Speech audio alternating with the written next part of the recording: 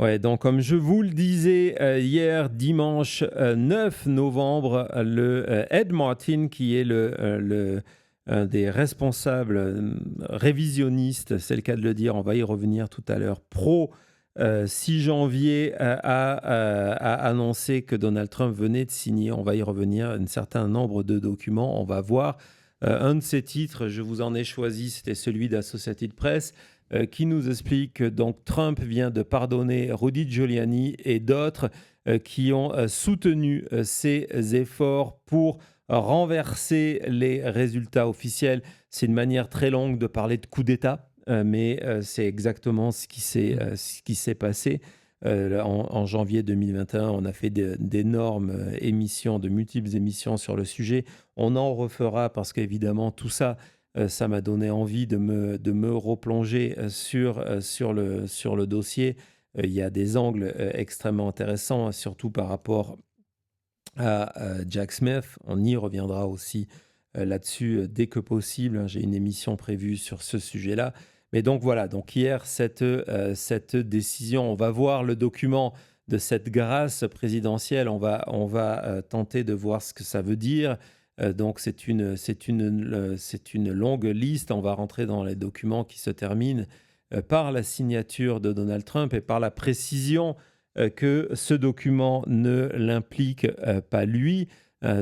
Pourquoi c'est important? Parce que techniquement, le concept de autogrâce n'existe pas, n'existe pas, et que si Donald Trump s'était compris dans cette liste-là, serait lancée toute une procédure judiciaire de révision de ce document-là, et il ne le souhaitait pas.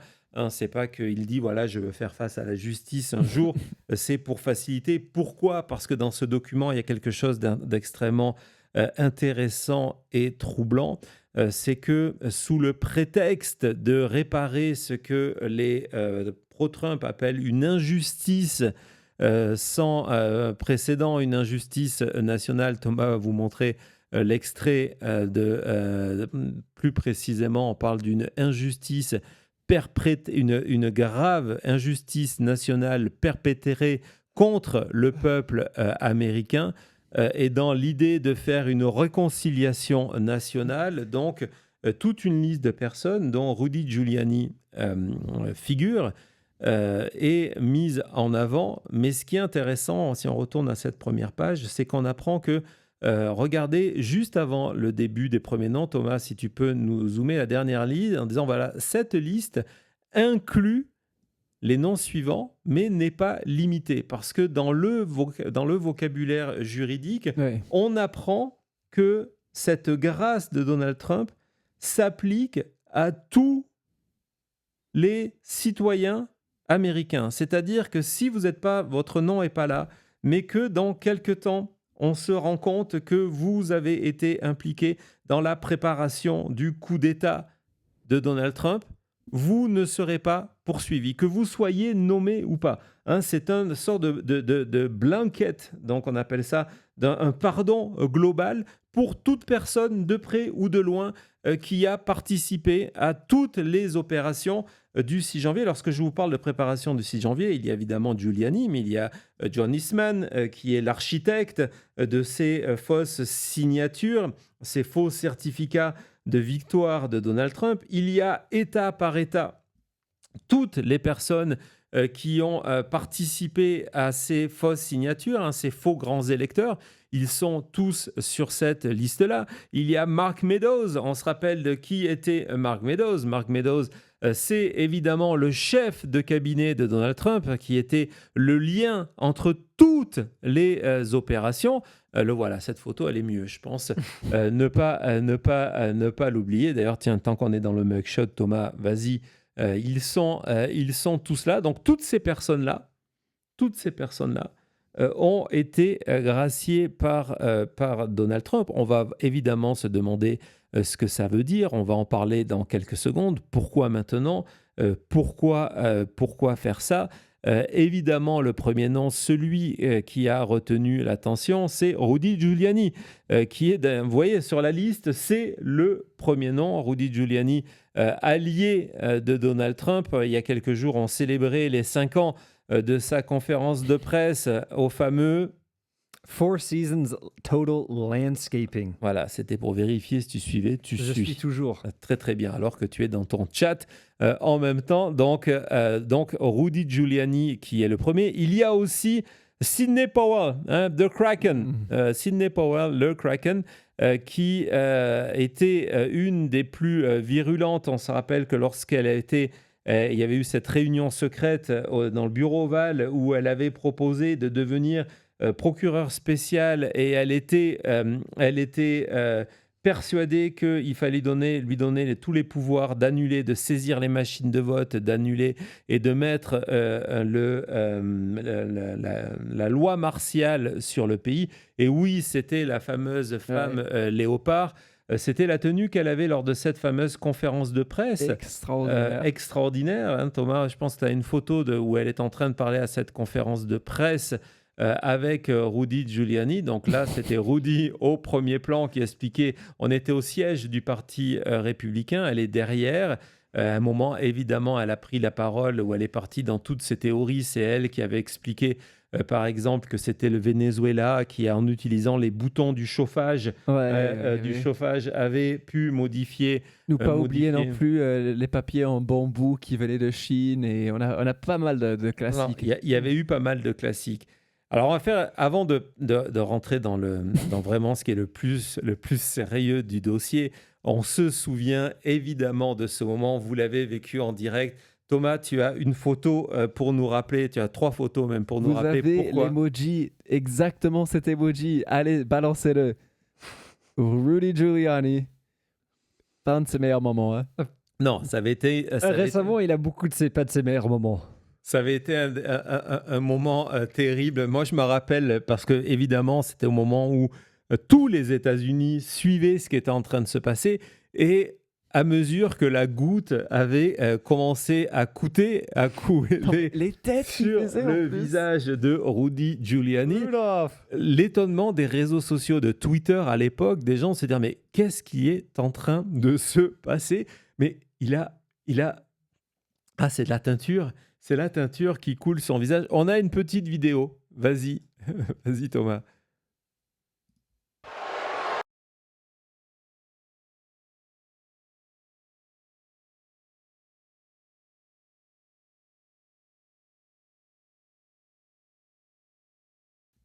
Voilà, ça avait été un moment difficile. Derrière, on a reconnu Jenna Ellis, qui, elle aussi, figure sur la liste. Jenna Ellis, qui a été aussi, qui a vécu une autre aventure. Thomas, tu peux nous en parler? Non, c'est une théorie de la conspiration qu'elle a chopé le Covid à ce moment-là parce qu'elle était derrière les fesses de Rudy Giuliani. Non, mais c'est pas ce jour-là, c'est 2 ou 3 jours après. Il y a les images qui existent, je vous invite à aller les chercher. Ou, enfin... On a un peu fait péter notre émission, là. Elle est pas mal. Donc, Rudy Giuliani, c'est l'occasion. Donc, évidemment, ces images-là... C'est super, quand il essuie tout, sauf... Les 2 gouttes, je n'avais pas remarqué. Il a les sideburns de Pete Hegseth. Regardez, là, il essuie tout, sauf... mais il le sait pas. Il le sait pas. Sûr, il le sait pas. Donc, non, ce qui est fou, c'est qu'en préparant ce petit dossier pour un petit peu vous faire sourire en fin d'émission, je suis tombé sur une autre vidéo que je ne connaissais pas non plus, qui date de 2020, quelques mois avant ce problème-là. Et en fait, on se rend compte que le problème de transpiration de Rudy Giuliani, c'est quelque chose de récurrent. Et que on est en 2020, durant l'été 2020, lors du congrès du Parti républicain. Il est dans le public et apparemment, il a eu un coup de chaud. Je plains sa voisine. Vas-y, Thomas. In the summer, who stood by me through thick and thin and taught me strong values every day. They never seemed to show people like me. At first, Scandaleux, le mec. Je vous jure, ce ne sont pas des images. Attends, remets-nous ça. Tu les as jamais vues. Ouais, mais non. Qu'il fait chaud. Quand je suis... Bon, je m'essuie où tout ça? Je suis désolé, mais c'est aussi... Il faut enquêter. C'est aussi déjà, ce qu'il fait. Il tape sa cuisse et tu sens que le gars, il essaye vraiment d'enlever la transpiration sur sa main. Regardez là, quand il claque. Et après, il y a cette demi-seconde. Et le petit sourire. Il y a cette demi-seconde, regardez, où il regarde où il va poser sa main avant de le mettre. Regardez, hop là! Là, target acquired. Boum! Donc, ne me dites pas que la thèse de lui... Là, c'est excellent. En train de contaminer Generalist ne fonctionne pas. Il sait ce qu'il fait. Et voilà, c'est la signature de nos émissions aussi, c'est que on va vous chercher des documents que vous voyez nulle part ailleurs, qu'on a oublié. On est désolé pour elle. Non, vraiment, c'est terrible. Ça va, Thomas? Tu t'en remets? C'est drôle. Il y a Cody qui m'a rendu sourd. Ça t'a fait rire, ça. Tu connaissais? Non, je connaissais pas, mais désolé. C'est drôle. Donc voilà. Allez, on referme cette parenthèse qui colle un petit peu de partout et on va revenir donc sur cette grâce donc qui, donc je le répète, non seulement les architectes directement, John Eastman est cité, il n'est pas le seul, qui ont préparé le coup d'État de Donald Trump, ceux qui ont tenté de défendre l'impossible, comme Rudy Giuliani, comme le Kraken, comme Jenny Ellis, les complices sur le terrain, les faux grands électeurs qui sont protégés. Et de manière générale, vu qu'on va être certain d'oublier personne, toute personne qui un jour ou l'autre pourrait être impliquée dans tout ça. Ok. Immoralement, c'est ignoble. Mais la réalité, c'est que tout ça, ça ne sert à rien. Tout ça, ça ne sert à rien parce qu'on vous l'a expliqué tout au long des procès, si vous étiez là, les plaintes en cours contre ces personnes-là, y compris Donald Trump d'ailleurs, sont au niveau des États. Il y a en Arizona, on le sait, il y a au Michigan, il y a en Géorgie, il y a au Nevada, au niveau des États. Et une grâce présidentielle, elle a un effet qu'au niveau fédéral. Et au niveau fédéral, à part la plainte du département de la justice qui a été retirée par Jack Smith suite à l'élection de Donald Trump, il n'y en a pas. Il n'y en a pas. Donc la question de se dire pourquoi Donald Trump est allé gracier ces gens-là alors qu'il n'y a aucune affaire en cours contre eux et que cette grâce n'a aucun effet sur les plaintes qui existent au niveau des États. C'est vraiment important de garder ça en tête. Je me suis interrompu 2 secondes parce que je viens de voir en breaking news que du côté du Sénat, on annonce que on terminera la procédure de leur côté, qui devait prendre 5-6 jours, sera terminée ce soir pour que le dossier arrive à la Chambre des représentants demain. Donc peut-être dès demain, Adélita, demain ou mercredi, et dans la semaine qui suit, le vote Epstein. Donc voilà, c'était une petite parenthèse breaking news, mais je voulais vous la partager. Donc on revient sur cette grâce présidentielle. Elle n'a aucun effet. Ou alors, c'est de se dire du côté de Donald Trump que j'ai vu les résultats. J'ai vu les résultats de mardi dernier et je ne suis pas confiant pour 2026. Je ne suis pas confiant pour 2026 et encore moins pour 2028. Et je préfère protéger mes complices, nommés et existants et non existants, connus et inconnus aujourd'hui, parce que on sait jamais. On ne sait jamais. S'il y a une alternance, c'est certain que ces affaires-là vont revenir et vont m'handicaper et leur poser problème. Je ne veux surtout pas que ces personnes se retrouvent dans la situation que certains avaient choisi d'ailleurs, de dire je négocie avec la justice en échange d'une clémence. C'est ce que j'allais dire, n'oubliez pas, il y en avait plusieurs qui avaient flippé à un moment ou un autre, ouais, en disant voilà qu'ils allaient plus prendre le côté d'avoir un avocat payé par Donald Trump et de rester à ses côtés, mais qu'ils allaient essayer de trouver un deal Ouais, dont Jenny Ellis, qui est malheureusement pour elle juste en dessous de Rudy Giuliani. Encore une fois, non, mais c'était le cas. Elle avait accepté de collaborer et donc en étant d'être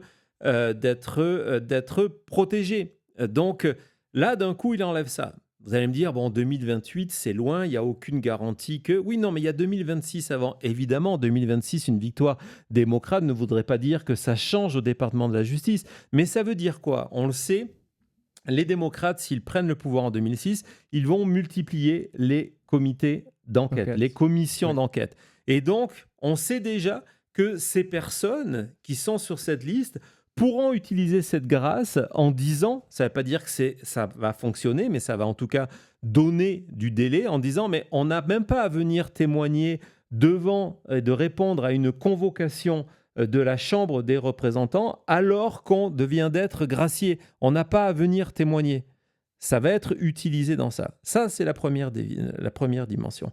La deuxième, et elle nous renvoie directement à l'affaire Epstein, et j'y ai pensé, je n'y ai pas pensé immédiatement, j'y ai pensé lorsque j'ai lu la lettre de Raskin ce matin, lorsque j'ai pris connaissance de la notification officielle de la demande de Ghislaine Maxwell qui est en cours, c'est que ces 2 dernières semaines,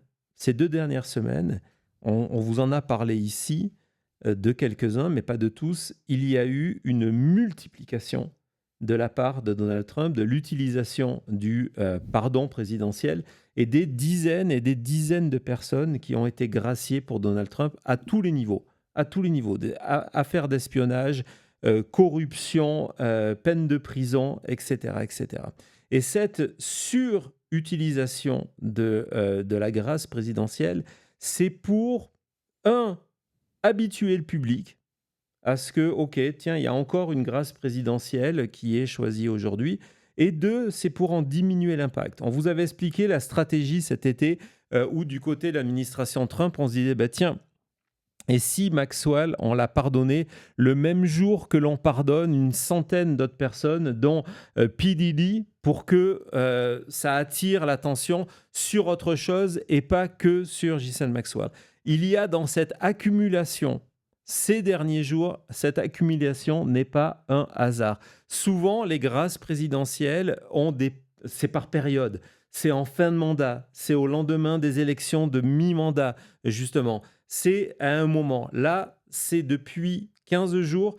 Allez sur Google, vous tapez grâce présidentielle, vous allez voir qu'il n'y a pas une journée d'actualité sans une grâce présidentielle de Donald Trump. C'est pour que le public soit habitué à la telle sorte que lorsque celle de Ghislaine Maxwell, que ce soit sous une forme ou sous une autre, se présente, l'impact soit moins parce que, mais oui, mais bon, il y a eu Binance avant-hier, il y a eu cet ancien agent accusé d'espionnage il y a quelques jours, il y a eu Rudy Giuliani avant, c'est pas grave, on continue là-dessus, c'est Donald Trump. C'est vraiment, je suis très sérieux, pour moi, c'est une des motivations. L'autre motivation, et on l'a vu à des tas de niveaux, c'est que Donald Trump continue son effort de révision du 6 janvier.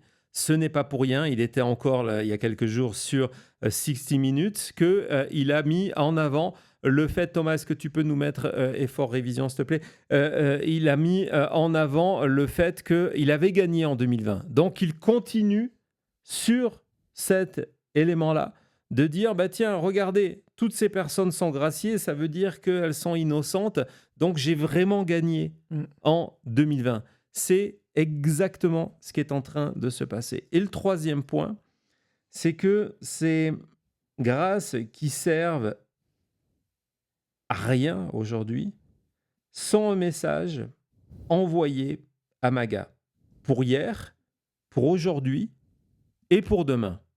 Pour hier, pour aujourd'hui et pour demain. C'est de dire, suivez-nous jusqu'au bout et on ne vous laissera jamais derrière. C'est un message que vous envoyez à ICE, c'est un message que vous envoyez aux Proud Boys. C'est un message que vous envoyez à ces fonctionnaires qui hésitent, de l'armée au département de la justice, à participer à ce que propose Donald Trump aujourd'hui. Et c'est tellement visible que Ed Martin, et ça, malheureusement, ça a été très peu mis en avant, on va voir que c'est lui qui va poster la grâce de Trump. Et ce qui est extrêmement intéressant, c'est que ce post n'est pas un post original. C'est collé à un autre message qui sert d'introduction, qui est « No MAGA left behind ». Ça veut dire que voilà, ne respectez pas la loi, restez fidèle à Donald Trump, on ne vous oubliera pas, on vous permettra d'éviter les conséquences de vos gestes illégaux. Pour moi, c'est vraiment ça le message de ce qui s'est passé hier, c'est de préparer demain. Et ça, c'est extrêmement inquiétant, extrêmement dangereux, et vivement qu'on arrive en 2026. Ouais, non, c'est ça. C'est un des pouvoirs du président, c'est pardon et tout ça que Trump a toujours vraiment aimé. Et on l'a vu du day one, la première chose qu'il a fait, c'est qu'il a pardonné tout le monde qui était impliqué sur le terrain le 6 janvier. Je crois aussi, et là on envoie le message en disant, voilà, faites ce que vous avez à faire pour moi, je serai toujours là.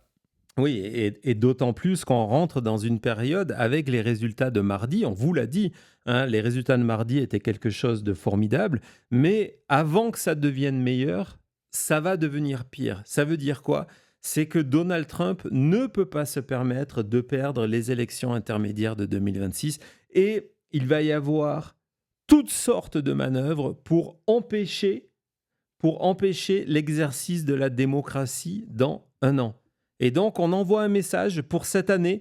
Hein, tout ce qu'on va vous demander, ne vous inquiétez pas, ne respectez pas la loi, on vous aidera derrière. C'est le signal qu'on est rentré dans le pire de cette campagne électorale. Évidemment, de notre côté, on va être vigilant, mais voilà, avant d'être meilleur, la situation va s'aggraver. Ça va être pire dans les prochains mois. Soyez prévenus de ça. Donald Trump, quand on a lancé la chute, je vous expliquais le 20 décembre 2020. Non, le 5, c'était quoi la date? Je ne me rappelle plus. 20 décembre 2020. Ouais, c'est peut-être le 22 décembre 2020. Je ne sais plus, mais en tout cas, lorsque voilà, un trou. Lorsque j'ai lancé la chute avec Thomas, puis après Cody est venu nous rejoindre, je vous expliquais que lorsque Donald Trump est dos au mur, c'est le moment où il est le plus dangereux. Et les résultats de mardi lui ont démontré qu'il était impopulaire, il était rejeté par le pays et que si le vote a lieu dans un contexte démocratique, il va perdre. Il va perdre. Et c'est le moment où il est extrêmement dangereux. Et cette décision hier soir, dimanche, c'est le signal envoyé État après État, service après service, en disant « Regardez, si vous arrive quelque chose, ne vous inquiétez pas, on ne vous abandonnera jamais. » À tout de suite.